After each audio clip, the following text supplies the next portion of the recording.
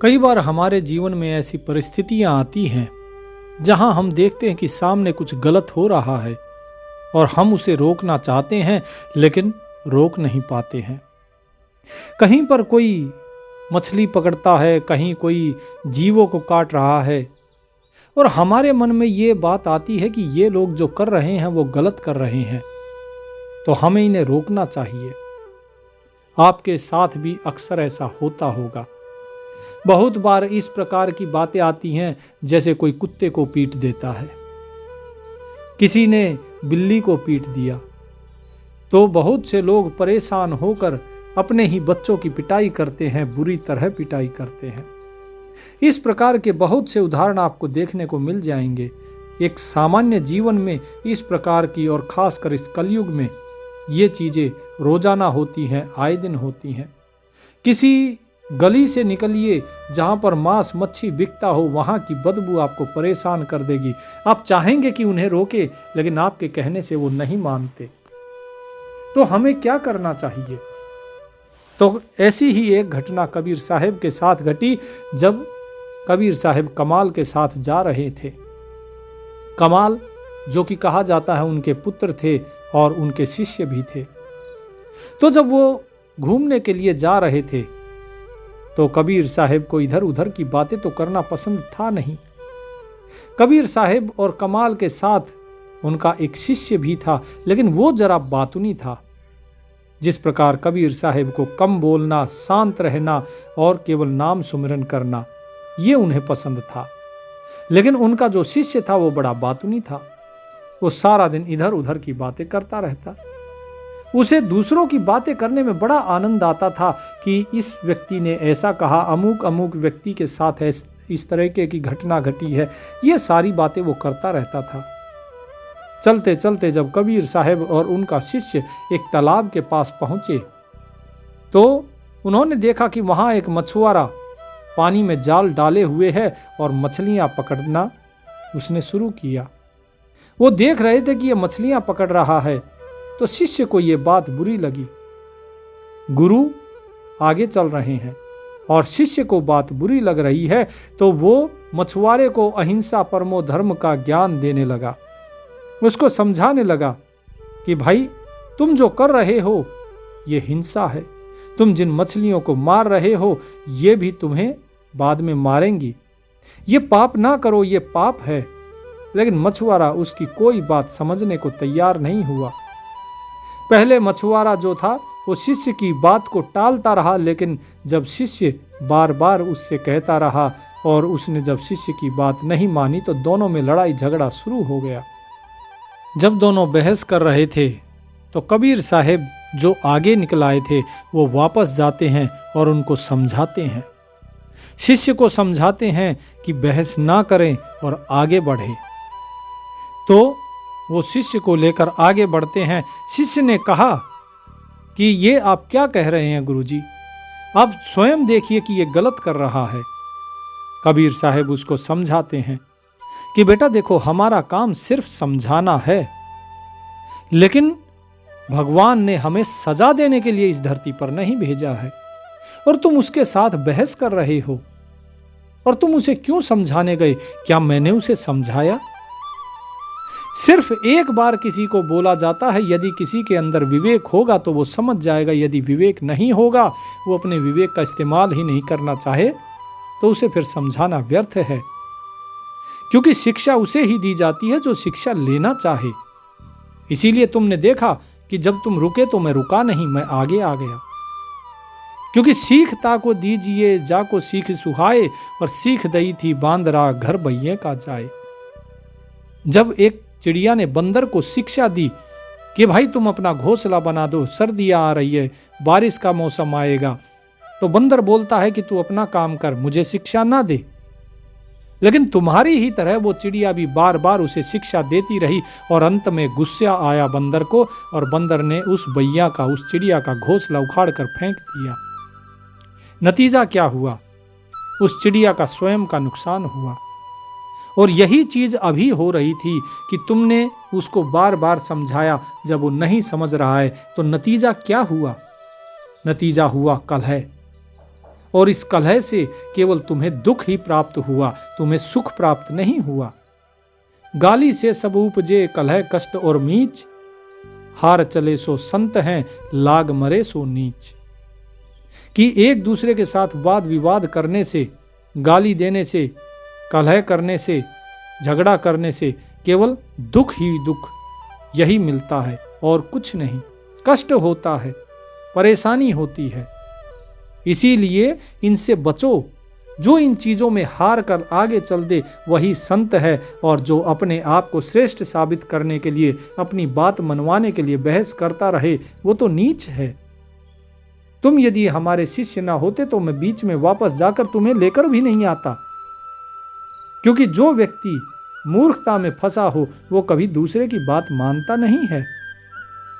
इसीलिए तुम किसी के साथ झगड़ा मत करो। समझाना हमारा काम है, ठीक है, लेकिन किसी को सजा देना हमारा काम नहीं। तुम झगड़ा करके उसे सजा देना चाहते थे। शिष्य ने कहा, गुरुजी, इस तरह के लोगों के बारे में क्या हमारे राजा को पता है जो इस तरह के बुरे कार्य करते हैं? और यदि हाँ तो वो इन्हें दंड क्यों नहीं देते? आखिर इस तरीके के लोगों को सजा कौन देगा? तो शिष्य की बात सुनकर कबीर साहब ने कहा कि बेटा तुम चिंता ना करो, तुम परेशान मत हो। इनको सजा देने वाली भी एक अलौकिक ताकत बैठी है, वो परमात्मा बैठा है। इस दुनिया में सबका हिसाब होता है। बस आज की घटना को तुम याद रखना और इसके कर्म का कर्म फल मैं आपको दिखाऊंगा, क्योंकि भगवान की नज़र सबके ऊपर है, वो सबके कर्मों का हिसाब रखते हैं।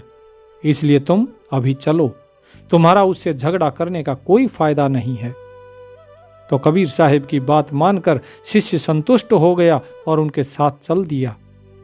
जब इस बात को 2 वर्ष का समय निकल गया तो एक दिन कबीर साहब ने अपने उस शिष्य को कहा कि आओ नदी के किनारे टहलने चलते हैं।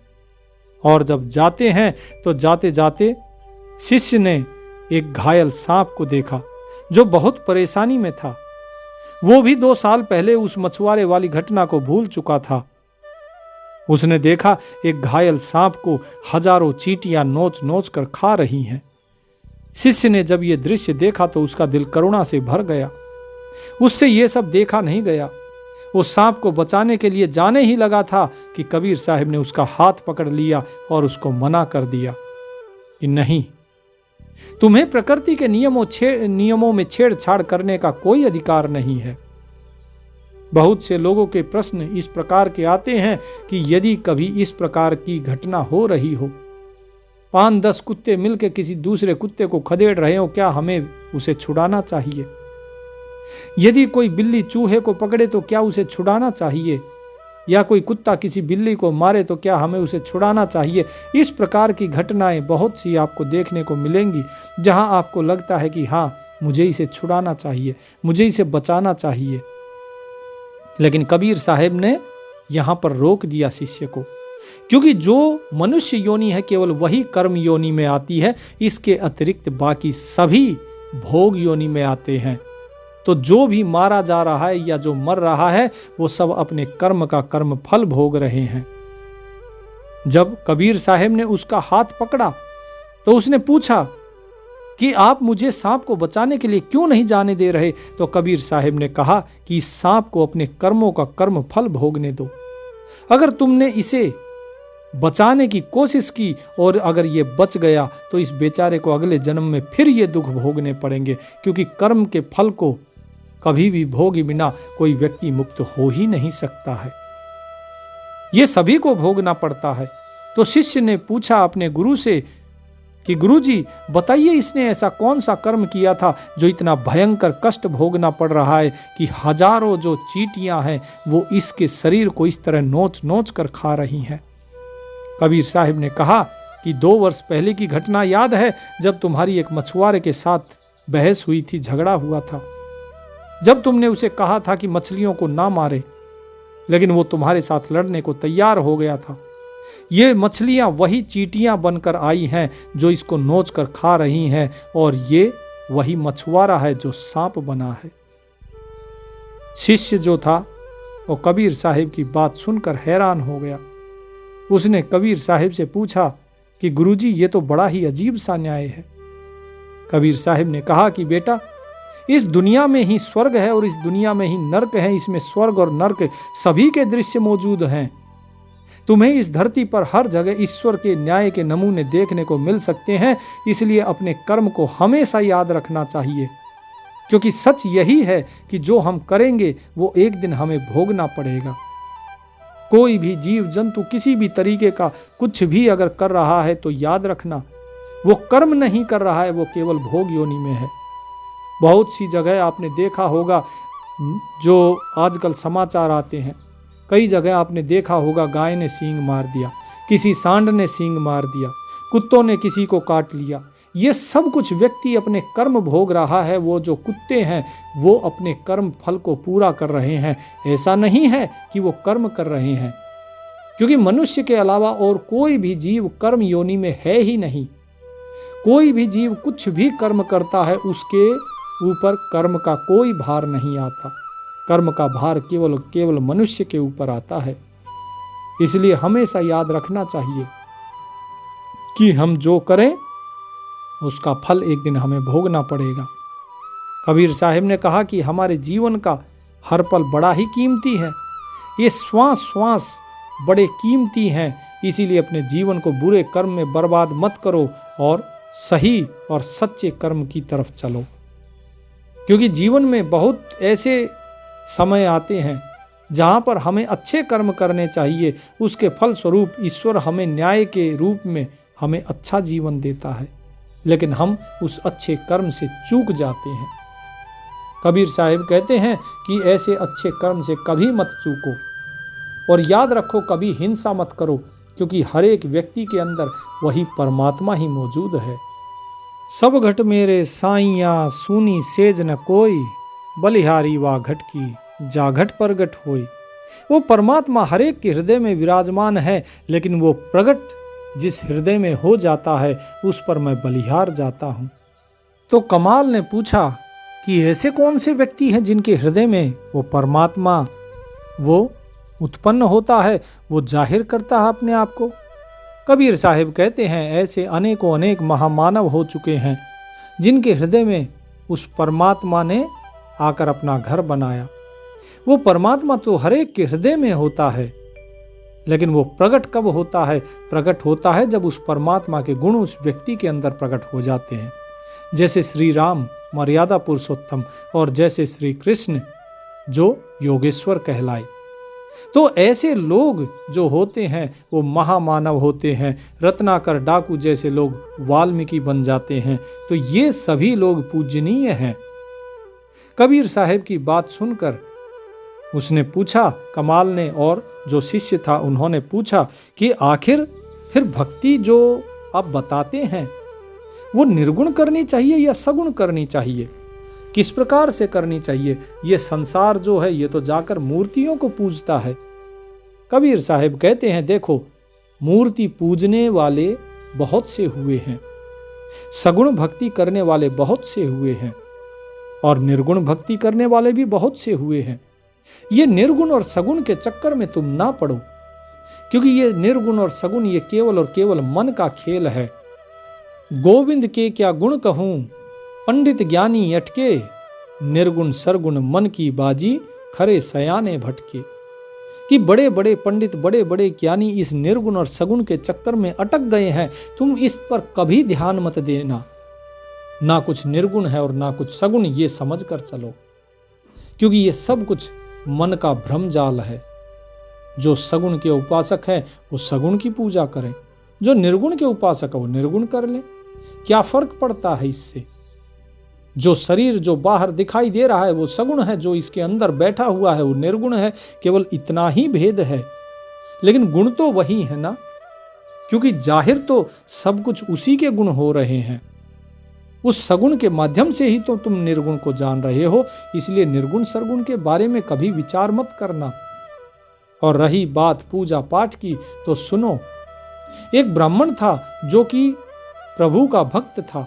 उसका नियम था कि पानी भी पीता तो पहले प्रभु को अर्पित करता। जरा सुनना ध्यान से कि वो अर्पण करता था प्रभु को कि हे मेरे मालिक, ये जल भी आपका है। और भोजन भी आपका। भोजन करता तो भोजन प्रभु को अर्पण। तो उसकी जो पत्नी थी, धर्मपत्नी, वो बड़ी व्यवहारिक थी। उसे लगता था कि उसका पति जो है वो मूर्तियों के पीछे पागल है, क्योंकि वो मूर्तियों पर चढ़ाता था। ये जो जल चढ़ाता मूर्ति पर चढ़ाता, जो भोजन चढ़ाता वो मूर्ति के आगे रख देता भोग लगाने के लिए, जैसे अक्सर सभी लोग रखते हैं। अब वो अक्सर झुंझलाती और कहती कि आप हर चीज उन्हें क्यों अर्पित करते हैं जो न बोल सकते हैं न खा सकते हैं। पर ब्राह्मण जो था वो मुस्कुरा कर रह जाता। एक दिन घर में शुद्ध देसी घी के बेसन के लड्डू बनाए। अब घर में महक उठी। ब्राह्मण ने बड़े प्रेम से थाली सजाई और मंदिर जाने लगा। तो उसकी पत्नी का जो धैर्य था वो जवाब दे गया। उसने तारा मारा, और ताना क्या मारा कि रोज थाली भरकर लेकर जाते हो और वैसी की वैसी वापस लाते हो। अरे तुम्हारे भगवान ने आज तक कभी भोग लगाया भी है? आज तुम अगर जा रहे तो बेशक जाओ, लेकिन मेरी एक शर्त है, अगर तुम्हारे भगवान ने आज सचमुच लड्डू नहीं खाए तो वापस मत आना। तो ये बात ब्राह्मण के दिल पर लग गई। उसने ठान लिया, आज तो प्रभु को खिलाकर ही लौटूंगा, वरना प्राण त्याग दूंगा।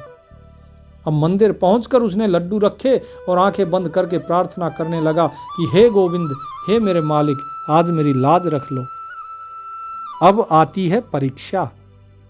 समय बीतता गया, दोपहर हो गई, लेकिन भगवान नहीं आए। लेकिन लड्डुओं की महक फैल रही थी। अब जब लड्डुओं की महक फैल रही थी तो सबसे पहले भिन भिनाती हुई मक्खियां आईं, तो ब्राह्मण ने उड़ा दिया, हटो, ये मेरे गोविंद के लिए है। फिर चींटियों की कतार लगी तो उसने कपड़े से झाड़ दिया, खबरदार जो भोग को झूठा किया तो। कुछ आवारा कुत्ते महक पाकर वहां पर आए तो ब्राह्मण ने डंडा मारकर उन्हें भी भगा दिया। अंत में एक भिखारी आता है। वो लालच में अंदर आया और जैसे ही उसने हाथ बढ़ाया तो ब्राह्मण ने उसे जोर का तमाचा जड़ दिया और कहा, मूर्ख, भगवान के भोजन को हिम्मत कैसे हुई तेरी छूने की। रात हो गई, न मूर्ति हिली न भगवान प्रकट हुए। गांव वाले भी हंसने लगे।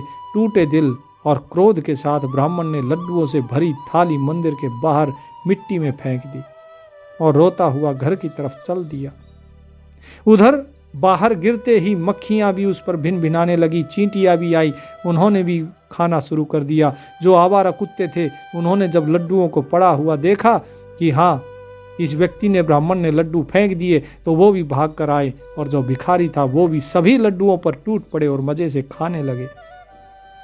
रात के तीसरे पहर में जब वो ब्राह्मण घर पे आके सो रहा था, सोने से पहले उसने पत्नी को कहा कि आज के बाद मैं कभी नहीं जाऊंगा, क्योंकि भगवान नहीं आए। पत्नी को भी ये संतुष्टि हुई कि चलो ठीक है, इनकी आंखें खुल गई। लेकिन सोते समय तीसरे पहर में जब स्वयं उसकी सपने में भगवान आते हैं तो उनके चेहरे पर एक मुस्कान थी। उन्होंने कहा, पंडित जी, लड्डू तो बड़े स्वादिष्ट थे। अब ब्राह्मण चौंक गया, बोले, प्रभु आप तो आए ही नहीं, आपने कब खाया? तो भगवान हंसे और बोले, अरे पगले, मैं तो सुबह से ही भूखा था। मैं मक्खी बनकर आया, तुमने उड़ा दिया। मैं चींटी बनकर आया, तुमने कपड़े से झाड़ दिया। मैं कुत्ता बनकर आया तो तुमने मुझे डंडा मार के भगा दिया। अरे तेरे लड्डुओं के लिए मैंने तेरा डंडा खाया, तेरे लड्डुओं के लिए मैंने थप्पड़ भी खाया जब मैं भिखारी बनकर आया। भगवान ने कहा, तुमने मूर्ति में मुझे ढूंढा पर जीवन में मुझे ठुकरा दिया। तुमने लोगों के अंदर नहीं ढूंढा लेकिन मूर्ति में ढूंढा। तुमने मूर्ति को भगवान समझा, लेकिन लोगों के अंदर बैठकर जो बोल रहा है उसे नहीं। तुम्हारे अंदर जो चेतना है उसको तुमने कभी नहीं जाना। आखिर में जब तुमने लड्डू फेंके तब जाकर मुझे उन जीवों के रूप में खाने को मिला। तो ब्राह्मण की आंखें खुल गई। उसे समझ में आ गया कि भगवान केवल मंदिर की चार दीवारी में नहीं बल्कि सृष्टि के कण कण में वास करता है। लेकिन हम फिर भी उस चीज को भूले हुए हैं, क्योंकि व्यक्ति को याद ही क्या है, कै खाना कै सोवना और न कोई चीत, सतगुरु शब्द बिसारिया आदि अंत का मीत। क्योंकि इस व्यक्ति को या तो खाना याद है और या खाकर सो जाना याद है, और इसे कुछ याद नहीं है। और इसके हृदय में किसी के बारे में कोई चेतना नहीं है कि परमात्मा कभी है या नहीं। लोगों ने कहा भगवान है तो इसने मान लिया भगवान है, लेकिन वो भगवान कौन है, कैसा है, इसने कभी जानने की इच्छा तक नहीं करी। ये तो ये भी नहीं जानता कि ये स्वयं कौन है। ये केवल इस नश्वर शरीर को ही कहता है मैं तो इसे संसार ने सिखाया। नाम इस शरीर का इन संसार वालों ने दिया, लेकिन जब ये माता के गर्भ में था तब इसका क्या नाम था, तब ये कौन था, तब तो ये मैं कहना भी नहीं सीखता था। तो कमाल ने पूछा फिर ये व्यक्ति क्या करता था माता के गर्भ में? कबीर साहिब ने कहा कि ये करता था अजपा जाप। उस अजपा जाप के कारण ही इसे मनुष्य का जन्म मिला। उस अजपा जाप के कारण ही इसको ये जो देह है ये देह मिली है। लेकिन ये बाहर आते ही ये सब कुछ भूल गया। ये केवल अपने पेट के लिए भाग रहा है, केवल खाने के लिए भाग रहा है। या ही उदर के कारणे जग याचो निष्जाम, स्वामी पन सिर पर चढ़ो सरो न एक को काम। जब ये माता के गर्भ में था तब इसने क्या किया? तब ये केवल और केवल प्रार्थना करता था परमात्मा से कि हे मेरे मालिक, तू मुझे यहां से बाहर निकल के मैं तेरा ही भजन करूंगा। और ये अजपा जाप इसका चलता रहता था। लेकिन ये जब बाहर आया तो बाहर के लोगों को देखकर धीरे धीरे इसके अंदर मैं आ गई, मैं से मेरा, और फिर स्वयं को ये श्रेष्ठ समझने लगा और स्वामीपन यानी श्रेष्ठपन इसके ऊपर, इसके सर पे चढ़ के बोलने लगा कि बस मैं ही श्रेष्ठ हूं, बाकी सब मेरे से नीचे हैं। लेकिन इस श्रेष्ठता से कोई काम सिद्ध नहीं होता। सिद्ध तो तब होता है जब व्यक्ति के अंदर गुण होते हैं, पात्रता होती है। लेकिन वो कैसे आएगी? वो आती है नम्र होने से, वो अकड़ के चलने से नहीं आती। ये तो प्रतिष्ठा का टोकरा लिए इधर उधर घूम रहा है, उस टोकरे में अपनी प्रतिष्ठा को ढो रहा है, उसका बोझ ढो रहा है। लेकिन इसने कभी उस सत्य नाम को नहीं जाना जो ये माता के गर्भ में जपता था। प्रतिष्ठा का टोकरा लिए डोले साथ, सत्य नाम जाना नहीं जन्म गवाया बाद। सारा जन्म गवा देता है सिर्फ इस प्रतिष्ठा के लिए। लोग इस मान बड़ाई के लिए क्या क्या नहीं करते। लोग धन दौलत सब कुछ त्याग देते हैं। लालच तजना सहज है, सहज स्त्रिया का नेह। मान बड़ाई ईर्ष्या मुश्किल तजना ये।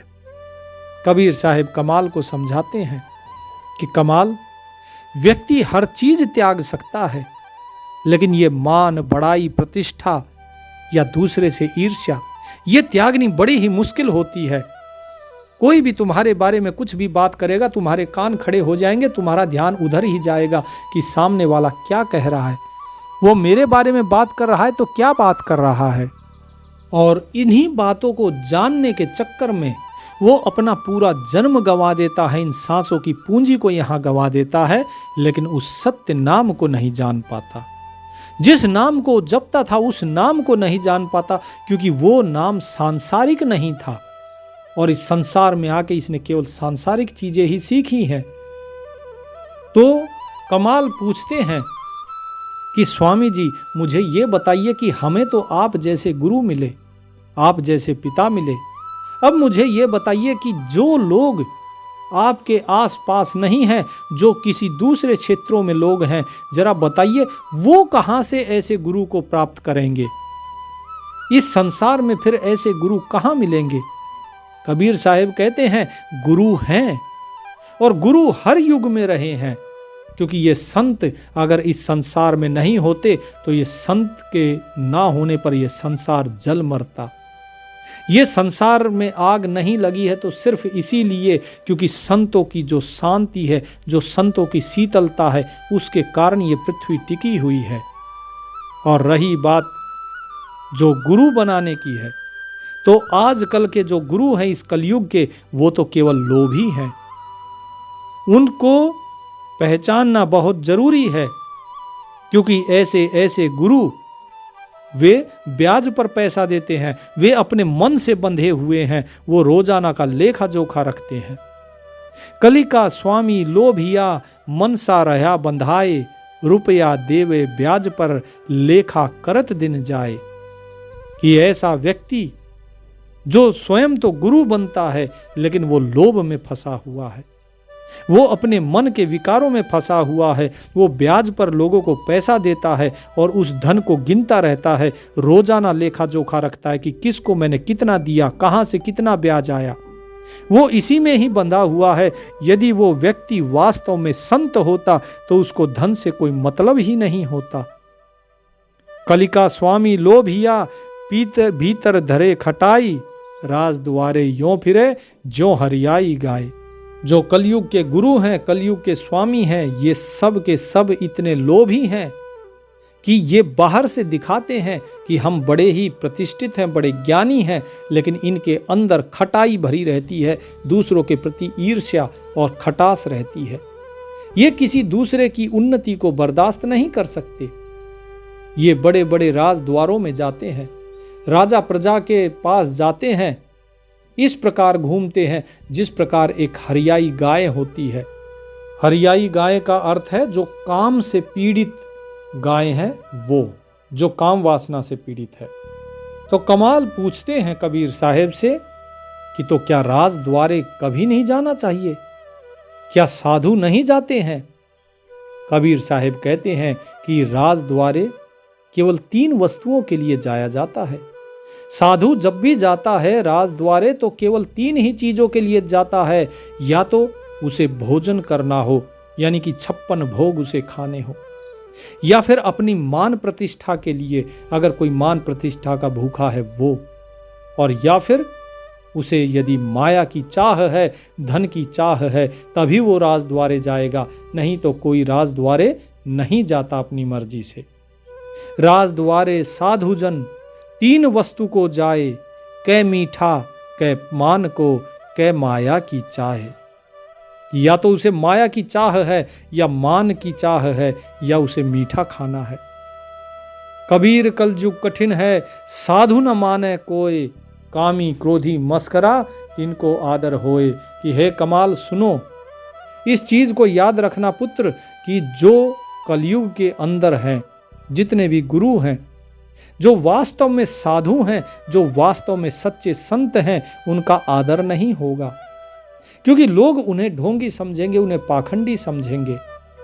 और आदर किसका होगा? आदर उनका होगा जो कामी है। अब वास्तव में बात भी कबीर साहिब की सही है। कामी क्रोधी मस्खरा तिनको आदर होए। अब देखिए आजकल जितने भी लोग हैं, कौन है जो कामी है?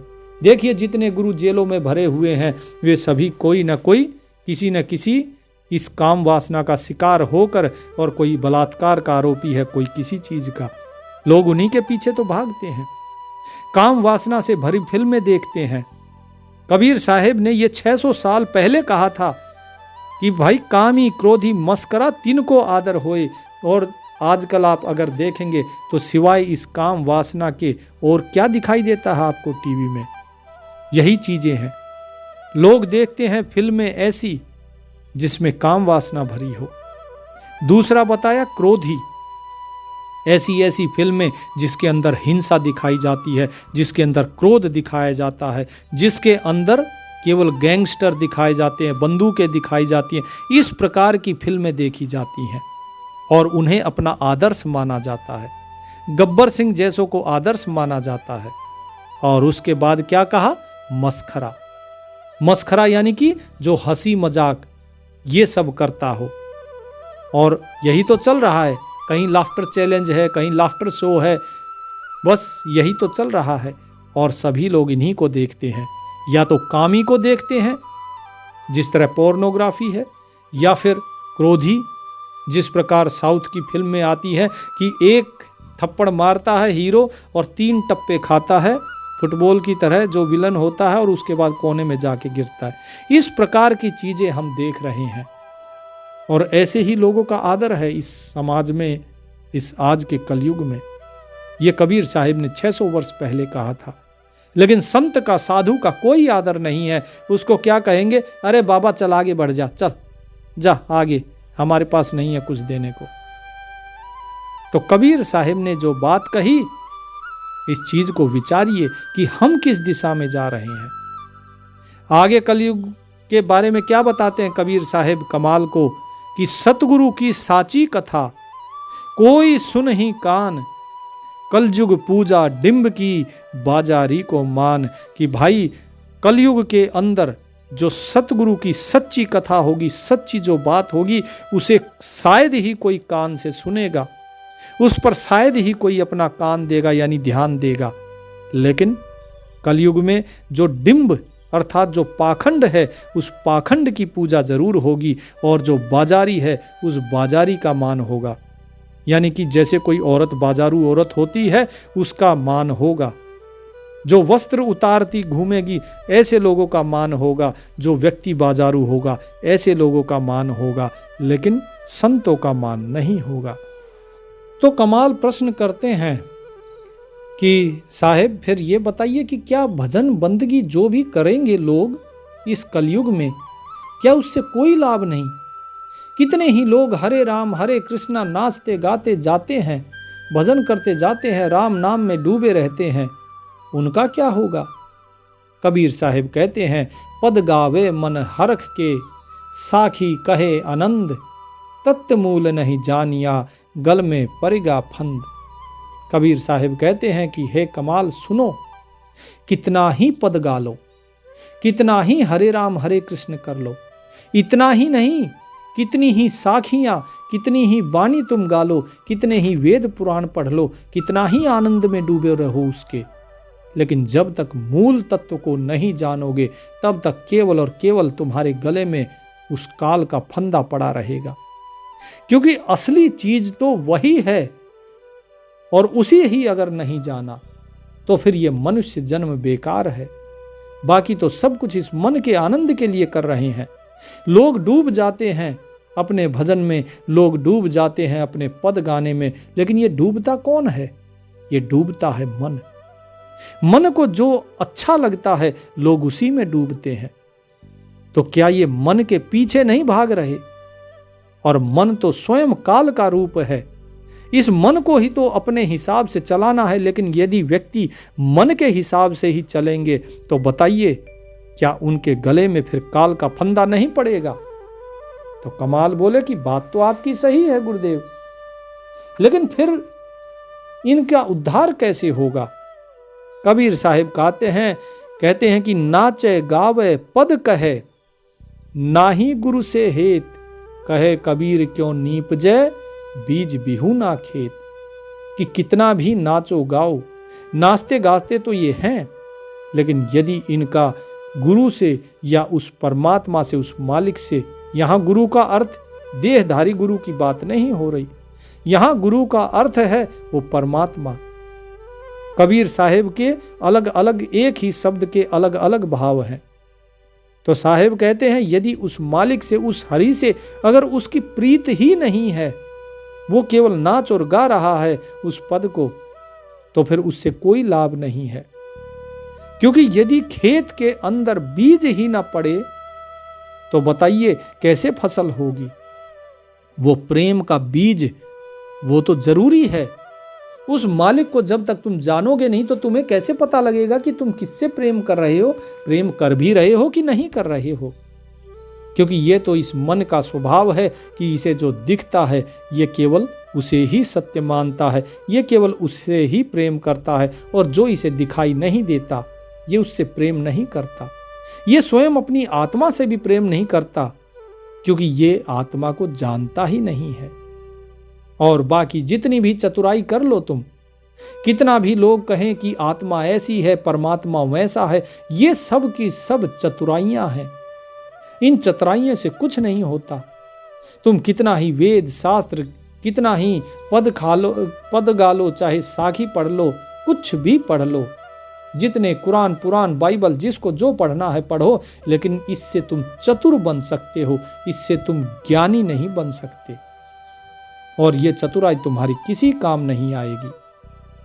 कलयुग में केवल और केवल लोग इस चतुराई के पीछे ही भागेंगे, क्योंकि वो केवल और केवल समाज में अपनी प्रतिष्ठा चाहते हैं कि हाँ देखो इसे कितना आता है, देखो ये बहुत बड़ा ज्ञानी है, इसे सारी साखियाँ याद हैं, इसे सारे मंत्र याद हैं, इसे सारे श्लोक याद हैं, लेकिन क्या उससे उस तत्व को वो जान जाता है? क्योंकि यदि सिर्फ पढ़ने से ही उस परम तत्व को जान लिया जाता, उस मूल तत्व को, तो लोग पढ़ के ही पार हो जाते, फिर अनुभव की जरूरत ही क्या थी। कबीर साहिब कहते हैं, चतुराई क्या कीजिए जो नहीं पद ही समाए, कोटिक गुण सुवा पढ़े अंत बिलाई खाए। कि कितनी भी चतुराई कर लो, यदि उस पद को नहीं जाना, उस परम पद को यदि नहीं जाना और उस परम पद में तुम स्वयं नहीं समाये हो, इस चीज को ध्यान से समझिए कि यदि जो नहीं पद ही समाये, यदि उस परम पद में तुम एक नहीं हुए, उसके साथ समाये नहीं, तो ये चतुराई किसी काम नहीं आएगी। जिस तरह कोटिक गुण सुवा पढ़े, सुवा किसको बोलते हैं? तोते को। तोते को कितना ही गुण पढ़ा दो, कितना ही राम राम उसको जपवा दो, लेकिन अंत में उसे केवल बिल्ली खा जाती है। उसका अंत क्या होता है? केवल बिल्ली के मुंह में जाती है और वो तोता मारा जाता है, उसे मुक्ति नहीं मिलती। एक ब्राह्मण थे, महात्मा जी थे, वो महात्मा जी तोते को रोजाना रटाते कि बोलो मिट्ठू राम राम, वो भी बोल देता राम राम। धीरे धीरे करते करते उसको साल भर हो गया राम राम राम राम करते करते। एक दिन जो है उसने भी सोचा, अरे किसके पल्ले पड़ गया, कहाँ ये मूर्ख आदमी, साल भर हो गया राम राम राम राम करते करते, क्या हुआ? रोज आता है राम राम रटा के चला जाता है, कुछ हुआ इस राम राम से? कुछ नहीं हुआ। अब वहां पर संयोग से एक महात्मा और आ गए। अब ये जो नए महात्मा आए, इनको पुराने महात्मा बोलते हैं कि ठीक है, आप जाओ तोते को राम राम रटा कर आओ और तब तक मैं भोजन बना देता हूं। तो इन्होंने सोचा चलो अच्छी बात है, राम राम सिखाना है। ये आते हैं तोते के पास और बोलते हैं, बोले बोलो मिट्ठू मियाँ राम राम। बोले चुप, काहे का राम राम? अरे साल भर मुझे हो गया राम राम करते करते, राम राम राम राम, लेकिन आज तक कुछ हुआ? कुछ नहीं हुआ। बताओ क्या होता है राम राम से? बोले मिट्ठू मियाँ, राम राम से तो व्यक्ति इस भवसागर से पार हो जाता है। बोले कोई पार नहीं होता। काहे का पार हो जाता है? अरे साल भर से राम राम जब के हम इस पिंजरे से तो पार हो नहीं पाए हैं और तुम बात करते हो भवसागर की। तो महात्मा कहते हैं कि लगता है तुम्हें केवल किताबी पढ़ाई पढ़ाई गई है, तुम्हें वास्तव में अनुभव पढ़ाई नहीं पढ़ाई गई। आज मैं तुम्हें बताता हूं कि किस प्रकार से पार हुआ जाता है, आज उसकी युक्ति बताता हूं। अभी तक तुमने केवल किताबों की पढ़ाई पढ़ी, जुबानी पढ़ाई, अब पढ़ो अनुभव की पढ़ाई और मैं तुम्हें मुक्त करके ही जो है दम लूंगा। बोले ठीक है, देखते हैं तुम्हारा ज्ञान भी। तो उन्होंने कहा कि देखो अब मैं जा रहा हूं भोजन करने के लिए, और जब आएंगे अब अगली बार तो मैं नहीं आऊंगा, जो तुम्हारा असली मालिक है वो आएंगे।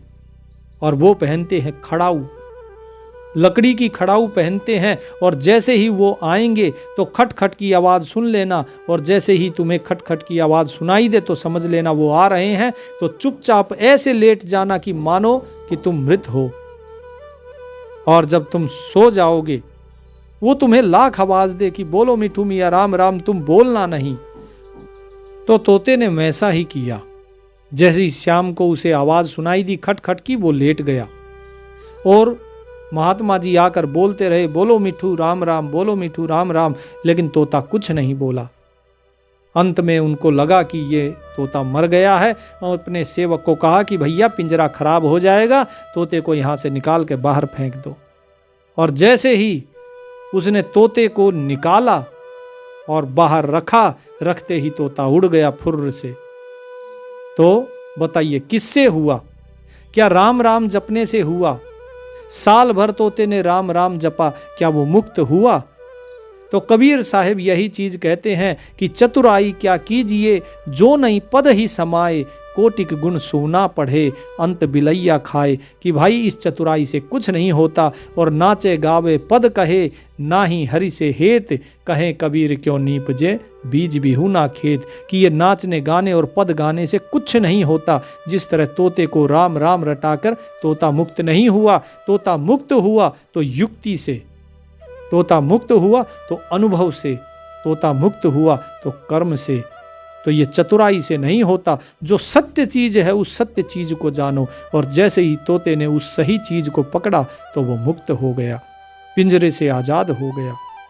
तो इसीलिए कबीर साहब ने जो बात बताई है कि नाम सुमिरन करो, हरि से प्रेम करो, और जब नाम सुमिरन करते हो तो उसका भाव पता होना चाहिए और प्रभु से प्रेम होना चाहिए। खाली पद गा देने से, खाली साखियाँ गाने से, या फिर खाली साखियाँ मंत्र श्लोक याद कर लेने से मुक्ति नहीं होती। क्योंकि अगर मूल तत्व नहीं जाना आपने, पद गावे मन हरख के साखी कहे आनंद, तत्व मूल नहीं जानिया गल में पड़ गया फंद। तो गले में फंदा पड़ जाएगा काल का यदि उस मूल तत्व को नहीं जाना तो। और उसे जानने का तरीका है भाव के साथ और अर्थ के साथ नाम का सुमिरन। जिसे भाव नहीं पता, जिसे अर्थ नहीं पता और सही सुमिरन नहीं पता, उसके गले में तो फंदा पड़ना ही है। इसीलिए भाव जानो, अर्थ जानो और सुमिरन सही विधि से करो, तभी आपका कल्याण होगा। सत साहिब।